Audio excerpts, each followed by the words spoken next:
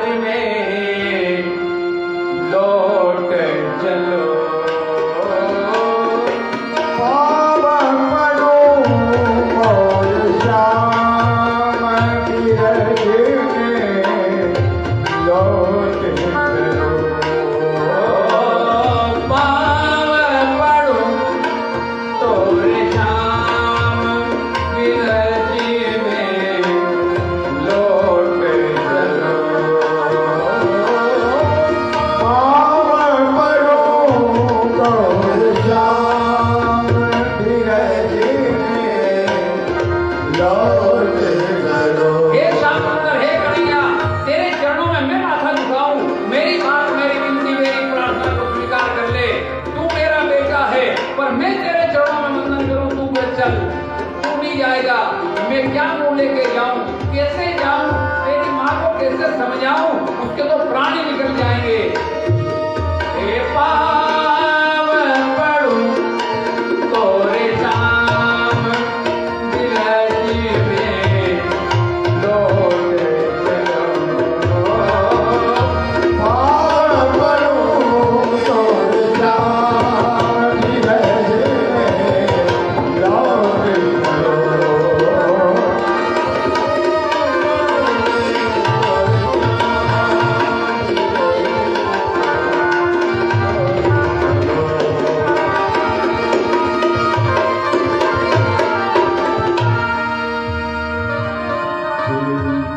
लौट चलो, लौट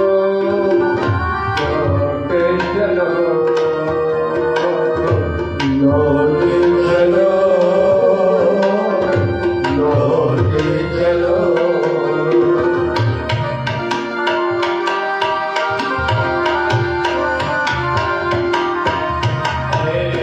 लोग पूछे तो क्या मैं बताऊं, लोग तुझे तो क्या मैं बताऊं। अरे मुझे जो मिलेगा पूछेगा कन्हैया को कहाँ छोड़ा यार नंद, क्या बोलूं ये बता दे।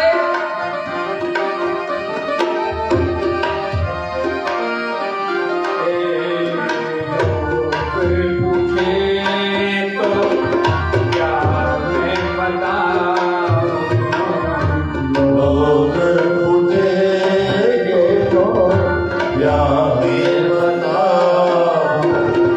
तेरी मैया को कैसे समझाऊं, तेरी मैया को कैसे समझाऊं।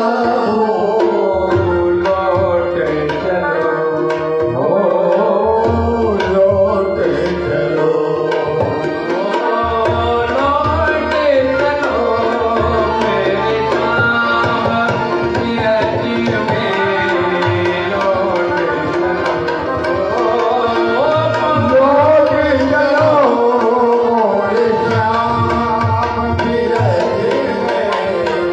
लौट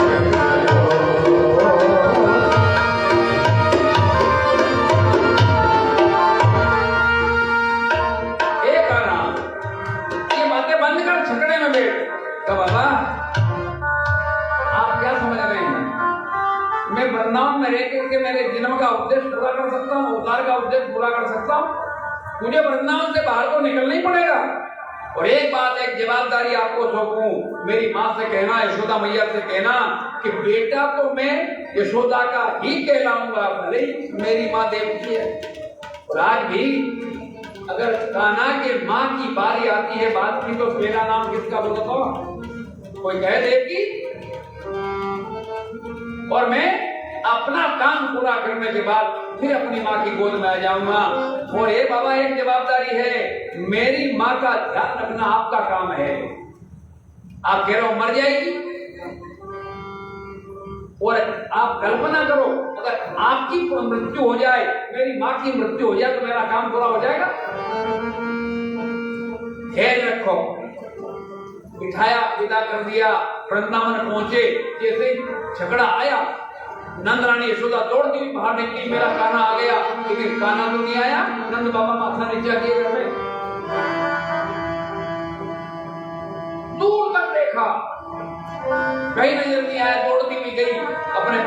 पास बैठ गई, सुनो मेरा कान्हा मेरा बलराम कहाँ रह गया, कितनी देर में आएगा। मेरी आंखें तरस गई, अरे मुझे लगता है कि युग के युग बीत गए। ध्यान देना, किसी की याद में समय बीतता है नहीं, एक एक मिनट लाखों लाखों साल का हो जाता है। एक रात बीती है राम के जाने के बाद, और दशरथ की हालत देखो, आ रघुनंदन प्राण प्रीते तुम बिन जियत बहुत दिन। यशोदा मैया कहती मुझे लगता है सालों साल बीत गए, मैंने कान्हा को देखा नहीं, एक ही रात बीती है, कहाँ रह गया, कितनी देर में आएगा, जल्दी बताओ, मेरा मन व्याकुल हो रहा है। अब बाबा बोले क्या कि नहीं आया, और अगर कहते कि नहीं आया, नहीं डरे इसके प्राण निकल गए, तो समाचार देने का भी एक तरीका होता है। अरे पानी में वो लचक लानी पड़ती है कि झटका कम लगे। अगर झटके वाला समाचार देना हो, शब्द नहीं निकल रहे हैं, क्या बोल रहा हूं, लेकिन बोलना तो पड़ेगा नहीं। तो कहा हे हे हे यशोदा, कृष्ण के बिना भी जीना सीख ले। मोहन टेढ़ी हो गई, नंदरानी की खड़ी हो गई, क्या क्या कह रहे हो। कहा वो देवकी वसुदेव के पास रुक गया, तो आप जिंदा यहां तक आ गए, आपके प्राण क्यों नहीं निकल गए। तब मेरे प्राण भी निकल जाए, तेरे भी निकल जाए, पर जरा सोच, अगर हम मर जाएंगे तो क्या कृष्ण को सुख मिलेगा। दशरथ से भी ऊंचा प्रेम है कर किसी का तो नंद और यशोदा का है, का हमें उसके लिए जीना पड़ेगा जो हमारा प्रीतम है। वो कहीं भी रहे, वो जहां रहे वहां आनंद में रहे, इसलिए हमको जीना पड़ेगा। अरे सोच, अगर कोई जाके कह दे उससे कि तेरे माँ बाप तेरे विरह में रो रहे हैं, तो उसको वहां रोना आएगा, ये ठीक है। हम जिंदा रहेंगे, उसके विरह की आग में जलते हुए जीवित रहेंगे, लेकिन हम उसको कोई कष्ट नहीं। वृंदावन के लोग नीचे बैठ, इसको बिठा दो तो या तो बैठ जाए, चलिए। गोपाल कृष्ण भगवान की वृंदावन के लोग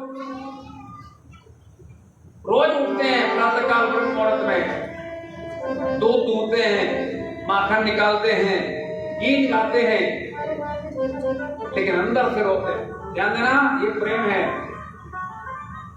वो उनका सोच ये है कि इधर से कोई पटोही निकलेगा, मथुरा जाएगा, मेरे गोविंद से मिलेगा, गोविंद वृंदावन के हाल चाल पूछेगा, और अगर वो ये कह दे कि वो तेरे विरह में रो रहे थे और इसकी पीड़ा हमारे गोविंद को हो जाए, ऐसी पीड़ा उसे ना हो, इसलिए हमें ऊपर से प्रसन्न रहना है, अंदर हम तपते रहेंगे, जलते रहेंगे। वसुदेव देवकी ने अपने बेटों का यज्ञोपवीत संस्कार किया। संदीपनी गुरु के आश्रम में उज्जैन में 64 दिन गुरुकुल में रहे। कितने दिन? मात्र 64 दिन, और सारी विद्या प्राप्त करके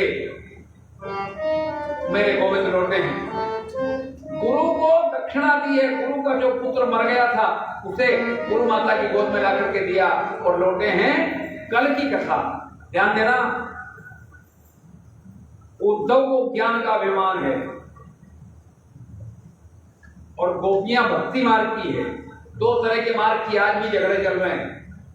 एक मार्ग कहता है कि भगवान निराकार है, उसका कोई आकार नहीं, मूर्ति पूजा नहीं। एक सिद्धांत है कि भगवान का आकार है, राम के रूप में, कृष्ण के रूप में, गणेश के रूप में, मां के रूप में है। और एक कहता है कि भगवान का कोई आकार है ही नहीं, वो तो निराकार है। और ये साकार निराकार के दो भक्त हैं, और उद्धव निराकारवादी है। ध्यान देना, गोपियां साकारवादी है। इस झगड़े को इस कथा ने समाप्त किया। क्या परमात्मा निराकार है? लेकिन निराकारवादी कहता है कि वो साकार हो नहीं सकता, तो फिर परमात्मा ही नहीं हो सकता। जो सब कुछ करने में समर्थ है, वो शरीर धारण करने में समर्थ नहीं है?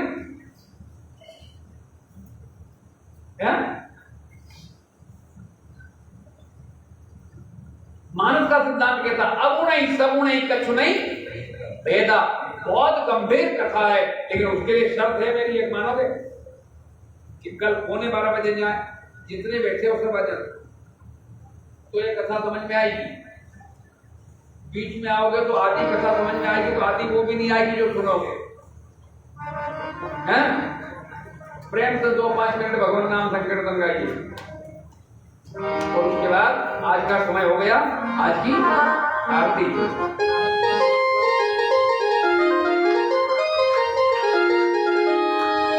हरे कृष्ण गोविंद गोपाल गाइए रे, बाबा नंद जी के लाल को मनाइए रे।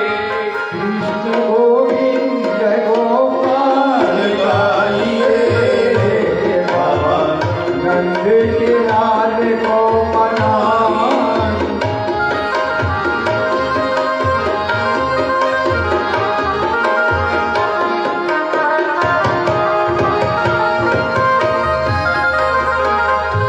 कृष्ण गोविंद गोपाल गाइए रे, बाबा नंद जी के लाल को मनाइए। गाइए कृष्ण गोविंद गोपाल गाइए रे, बाबा नंद के लाल को मनाइए।